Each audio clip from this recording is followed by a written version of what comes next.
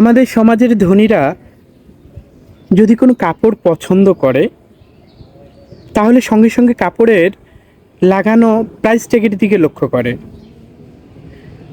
কাপড়ের প্রাইস কত সেটা জানার জন্য। মধ্যবিত্তরা তাকায় বাজেট মেলবার জন্য, কয় টাকা বাজেট তাদের সেটা মেলার জন্য। বাট সেলসম্যান আর চোখে তাকালে কেমন করে কপালের ভাঁজ সংবেদনের মধ্য দিয়ে ঠোঁটের কাছে নিয়ে ঠেকতে হয় সেটা তাদের জানা। নিম্নবিত্ত লোকেরা